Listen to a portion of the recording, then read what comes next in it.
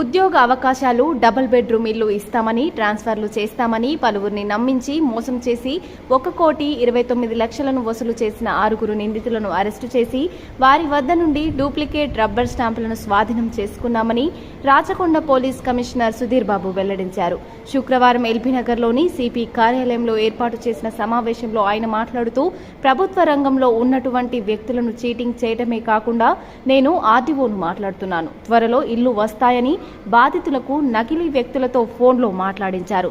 ప్రభుత్వ సలహాదారుడైన నరేందర్ రెడ్డి పేరును కూడా వాడుకున్నారని సిపి సుధీర్ బాబు వెల్లడించారు. 6 నిందితుల్లో A1 Surender Reddy ICICI bank ద్వారా లావాదేవీలు జరిగాయని, ఇందులో 1,29,00,000 రూపాయలు క్రికెట్ బెట్టింగ్లో పెట్టాడని పేర్కొన్నారు. ఇలాంటి వారి పట్ల ప్రజలు అప్రమత్తంగా ఉండాలని కమిషనర్ సుధీర్ బాబు వెల్లడించారు. ఇలాంటి వారు తారసపడితే పోలీసులకు సమాచారం ఇవ్వాలని కోరారు. ఒక బ్రేక్ త్రూ మీకు అనౌన్స్ చేస్తున్నాం. ప్రభుత్వంలో ఉన్నటువంటి ముఖ్యమైనటువంటి వ్యక్తుల నేమ్ షాపింగ్లో కానీ వాళ్ళలాగా ఇంపోస్టేట్ చేసి కొన్ని గల్లిబుల్ పీపుల్ని చీట్ చేసినటువంటి ఫ్రాడ్స్టర్స్ని పట్టుకోవడం జరిగింది. అది మీకు తెలియజేస్తున్నాం. ఎందుకంటే ఇటువంటి మోసాలు వేరే ప్రజలు గురి కావద్దు. ఇలా మోసాలు చేసిన వాళ్ళు తప్పకుండా పట్టుబడతారనేటువంటి ఒక భయం వాళ్ళ మనసులో వెళ్ళాలి. కాబట్టి మీకు విశదీకరిస్తున్నాం. దీని ద్వారా ప్రజలు ఎవరు కూడా మోసపోకుండా ఉండే విధంగా మేము చేస్తున్న ఈ ప్రయత్నం. దీంట్లో ఒక 3 వెరైటీస్ ఆఫ్ ఈ ఫ్రాడ్స్టర్స్ చేశారు. ఒకటి ఏంటంటే 2 BHK డబుల్ బెడ్రూమ్ ఫ్లాట్స్ ఇప్పిస్తున్నాము, మాకు అధికారుల దగ్గర ప్రభుత్వంలో ఇంపార్టెంట్ పీపుల్ మాకు తెలిసిన వాళ్ళు ఉన్నారు, వాళ్ళ ద్వారా చెప్పి ఇది మేము సీజ్ చేసిన ఒక ఇది 2 డబుల్ బెడ్రూమ్ ఫ్లాట్ అలాట్ అయినట్టుగా ఒక క్రియేట్ చేస్తాం fake document. Double bedroom allot కాలేదు, ఏం లేదు, చెర్లపల్లి ఉన్నటువంటి డబుల్ బెడ్రూమ్ అలాట్ చేశాము అని చెప్పి ఇటువంటి డాక్యుమెంట్స్ ఎవరైతే గల్లిబుల్ పీపుల్ ఉన్నారో 98 పీపుల్ దగ్గర ఇటువంటి ఇప్పటివరకు చేసిన డాక్యుమెంట్స్ సీజ్ చేస్తాం. ఇంకా చాలామంది దగ్గర ఈ విధంగా వీళ్ళు చేశారు. ఇవి క్రియేట్ చేయడానికి స్టాంప్స్ తయారు చేస్తారు, ఆడియోగా యాక్ట్ చేశారు. ఒక అర్షిని రెడ్డి అని ఒక నేరస్తుడు చూసినాను. అంతేకాకుండా ఒక ముఖ్యమైనటువంటి ప్రభుత్వంలో సలహాదారుగా ఉన్నటువంటి పబ్లిక్ అఫైర్స్ సలహాదారుడు శ్రీ వేం నరేందర్ రెడ్డి గారి పేరు కూడా వీళ్ళు వాడారు. ఇది ఉద్యోగాలు ఇప్పిస్తామని చెప్పడంలో, ట్రాన్స్ఫర్స్ చేస్తామని చెప్పడంలో ఆయన పేరును వాడారు. ఇలా చాలామంది వాళ్ళకి సంబంధం లేకున్నా కానీ ఇటువంటి ఫ్రాడ్స్టర్స్ ఇటువంటి నేమ్స్ డ్రాపింగ్ వాళ్ళ నేమ్స్ ద్వారా ఫోన్ చేసినట్టు చెప్పడం మూలంగా అవి నమ్మేసి వీళ్ళు చెప్పే నిజమే అనుకొని అమాయక ప్రజలు వాళ్ళకి డబ్బులు పే చేయడం జరిగింది. ఈ పర్టికులర్ కేసులో మేము పట్టుకున్నటువంటి 6 నేరస్తులు వీళ్ళ దగ్గర 1,29,00,000 రూపాయలు టోటల్ ఫ్రాడ్ జరిగినట్టుగా మేము కనుక్కున్నాం. వీళ్ళ దగ్గర వీళ్ళు ఇవన్నీ చేసిన డబ్బులన్నింటినీ కూడా ఈ ఎవరైతే సురేందర్ రెడ్డి అనే అతను A1 ఉన్నాడో అతను అన్నింటినీ క్రికెట్ బెట్టింగ్లో పెట్టాడు. డబ్బులన్నింటి ఈ క్రికెట్ బెట్టింగ్లో పెట్టినవి ఐసిఐసిఐ బ్యాంక్ ద్వారా ఈ పే చేసిన అకౌంట్ ద్వారా పే చేసినవి 1 crore రూపీస్ ఉన్నాయి. ఈ ప్రాసెస్ ఆఫ్ చీటింగ్ పీపుల్ 2023 నవంబర్లో స్టార్ట్ అయింది. అంటే డబుల్ బెడ్రూమ్ ఇప్పిస్తామని చెప్పి అప్పుడు ఎలక్షన్స్ రావడం, ఆ టైంలో అందరికి కలెక్ట్ చేసిన తర్వాత వాళ్ళు క్వశ్చన్ చేస్తుంటే ఎలక్షన్ కోడ్ తర్వాత చేస్తామని చెప్పడం.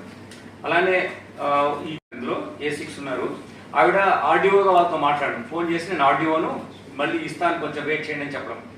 ఇలా ఈ డబుల్ బెడ్రూమ్ అలాట్మెంట్ చేయే దాంట్లో ఇటువంటి తప్పుడు పద్ధతిలో ప్రజల్ని మభ్యపెట్టారు. ఇంకొక దాంట్లో ఏంటంటే ఈ జాబ్ ఇప్పిస్తామని చెప్పేసి అంతేకాదు ట్రాన్స్ఫర్స్లో రెండింటిలో కూడా ఇట్లా ప్రభుత్వ సలహాదారులు వేం నరేందర్ రెడ్డి గారి పేరును చెప్పడం జరిగింది. దీంట్లో ఒక డిపార్ట్మెంట్లో ఇప్పుడు సోషల్ వెల్ఫేర్ స్కూల్స్ ఉంటాయి, గురుకులాస్ ఉంటాయి, ఆ గురుకులాలో ఉన్నటువంటి సెక్రటరీ గారి దగ్గర కూడా మీరు వెళ్ళడం జరిగింది. ఇందులో ఏం చేశారంటే ఫస్ట్ ఒక ఉద్యోగం కావాలని వెళ్ళారు వాళ్ళ దగ్గర. ఫస్ట్ వీళ్ళే ఉద్యోగం కావాలి అని ఎలా అన్నారు, వేం నరేందర్ రెడ్డి గారు ఫోన్ చేసినట్టుగా చెప్పి ఉద్యోగం ఈ ఫలానా వ్యక్తికి ఇప్పిమని చెప్పి పంపించారు. వాళ్ళు వీళ్ళకు నేను మాట్లాడుతా వేం నరేందర్ రెడ్డి గారు మాట్లాడుతున్నట్టుగా చెప్పారు. వాళ్ళు అసలు మాట్లాడింది సురేందర్ రెడ్డి అనే వ్యక్తి మాట్లాడారు. ఆ వ్యక్తిని వెళ్ళిన వ్యక్తిని మేము ఉద్యోగం ఏమని చెప్తే లైక్ కొంచెం మాక్ క్లాసెస్ తీసుకొని ట్రైన్ ఉన్నట్టయితే తీసుకుంటామని చెప్తే ఇతను మనకు ఇందులో A3 ఉన్నాడు అంజయ్య అని, ఇతను కెమిస్ట్రీలో MSc చేశారు. ఆయన ద్వారా చెప్పించి అతను because train and all study so you could tell it.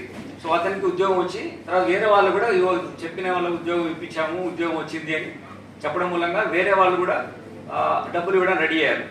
ఇందులో ఒక ఇంపార్టెంట్ ఆస్పెక్ట్ ఏంటంటే ఎవరైతే అధికారుల దగ్గరికి వెళ్ళి ఇట్లా ఉద్యోగం ఇప్పించాలి అని ఫోన్ చేస్తారో ఆ అధికారులను కూడా వీళ్ళు మోసం చేస్తారు, బుట్టలో వేస్తారంటారు. అట్లా చేస్తారు. ఎలా అంటే ఆ అధికారి వీళ్ళని అడగడం మొదలు పెట్టారు, అరే ఇంత పెద్ద మనిషి దగ్గర పరిచయం ఉంది కదా అని చెప్తున్నావు కదా, నా ట్రాన్స్ఫర్ కూడా చేయించుకొని వాళ్ళు రిక్వెస్ట్ చేయడం మొదలు పెట్టారు.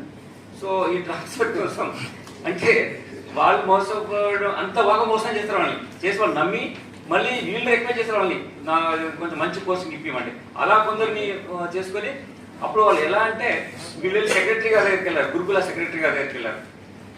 అప్పుడు అలుగు వర్షన్ గారి దగ్గరికి వెళ్ళి ఇట్లా నాకు ట్రాన్స్ఫర్ కావాలి అని ఇట్లా చెప్పారు అని ఆవిడ కూడా ఫోన్ చేశారు, మేడం కూడా ఫోన్ చేశారు. బట్ షీ సర్ప్రైజ్, అలా ఫోన్లు జనరల్గా చేయరు ఏదని. తర్వాత నువ్వు బయట వెయిట్ చేయి అని చెప్పిన తర్వాత మళ్ళీ లేడీ ఎవరు వెళ్ళారనుకుంటున్నారు, ఒక గురుకుల కాలేజ్ జూనియర్ కాలేజ్లో ప్రిన్సిపల్గా ఉన్న లేడీ వెళ్ళారు, లక్ష్మి అని చెప్పేసి ప్రిన్సిపల్గా ఉంది. ఆవిడ వెళ్ళి వీడు చెప్పిన దాన్ని నమ్మి అతను ఫోన్ చేస్తానని చెప్తే సురేందర్ రెడ్డి ద్వారా ఫోన్ చేయించి సెక్రటరీ గారికి నాకు కావాల్సిన ట్రాన్స్ఫర్ కావాలని చెప్పారు. అంటే అంతగా వాళ్ళు నమ్మించగలిగారు, చేస్తానని చెప్పారు. అది చేయించడానికి కోసం చెప్పేసి సెక్రటరీ గారి దగ్గర కూడా వెళ్ళగలిగారు. సో బట్ సెక్రటరీ గారు తెలివిగా ఇది తప్పని తెలుసుకొని అది చేయలేదు. అయితే ఇందులో మీకు ఎందుకు మేము ఈ ప్రశ్నలో మీకు ద్వారా తెలియజేస్తున్నాం అంటే సెక్రటరీ గారు కాబట్టి తెలుసుకోగలిగింది డిఫరెంట్ మెథడ్స్లో. బట్ సామాన్య ప్రజలకి తెలీదు, అంత పెద్ద మనిషి పేరు చెప్పేసరికి నిజం అనుకొని ఇచ్చేస్తారు. అది జరగదు. ఫ్రీ అండ్ ఫేర్ ప్రాసెస్లో ఈ ట్రాన్స్ఫర్స్ కానీ పోస్టింగ్ సెలక్షన్స్లో కానీ ఉంటాయి, డబుల్ బెడ్రూమ్ అలాకేషన్స్ కూడా ఉంటాయి అనేది మెసేజ్ ఇవ్వడానికి కోసమే మేము చెప్తాం. సో కామన్ పీపుల్ ఏమైందంటే ఈ విషయాన్ని వాళ్ళు తెలుసుకోలేకపోతారు, వాళ్ళు డబ్బులు ఇవ్వడం జరుగుతుంది. వీళ్ళేమో ఆ డబ్బులు తీసుకొని బెట్టింగ్లో పెట్టి వాళ్ళ జల్సాలు చేస్తున్నారు. అడిగితేనేమో మేము మళ్ళీ చేయిస్తాము, కొంచెం డిలే అవుతుందని చెప్పి ఒక ఆర్డీఓ గారు ఫోన్ చేస్తారు. ఆర్డీఓ గారు స్టాంప్తో కూడా సంతకాలు పెట్టినవి కూడా సీజ్ చేస్తాము. సో ఒక టోటల్ ర్యాకెట్ అనమాట. వాళ్ళు ఫస్ట్ ఇంట్రొడ్యూస్ అయ్యి వాళ్ళతో సహాయం కోసం వెళ్ళి అధికారులకు చెప్పి మళ్ళీ వాళ్ళకు కూడా మోసం చేసి వాళ్ళని కూడా మీకు లాభం చేస్తాం, మీకు ఉద్యోగం ఇప్పిస్తామని చెప్పి మళ్ళీ ఫోన్ చేసినట్టు ఇట్లా అడ్వైజర్ గారు నేను మాట్లాడుతున్న అడ్వైజర్ అని చెప్పి మాట్లాడి ఆయన పేరును మిస్యూజ్ చేసి ఇచ్చేస్తారు. ఇది అంతేకాకుండా స్టేట్ గవర్నమెంట్లోనే ట్రాన్స్ఫర్స్ కాదు, FCI ఫుడ్ కార్పొరేషన్ ఆఫ్ ఇండియాలో కూడా ఉద్యోగాలు ఇప్పిస్తామని చెప్పారు.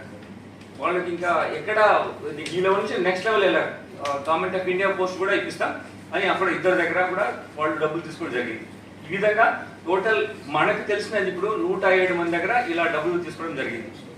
ఈ సురేందర్ రెడ్డి అనే వ్యక్తి ఎవరైతే ఉన్నారో అతను 2021లో కూడా బెట్టింగ్ కేసులో నేరేడ్మెట్ పోలీస్ స్టేషన్లో ఆయన అరెస్ట్ చేయడం జరిగింది. ఆయన ఈ బెట్టింగ్ ఆడుతున్నాయి ఇటువంటి నా ప్రక్రియలో అతను ఇన్వాల్వ్ అయినాడు. ఇందులో మీకు ముఖ్యంగా ఉన్నటువంటి నేరస్తులు సురేందర్ రెడ్డి, ఇతను బేసికలీ ఒక మిడ్ డే మీల్ ప్రోగ్రాంలో అతను వాళ్ళ మదర్ పనిచేస్తుంటే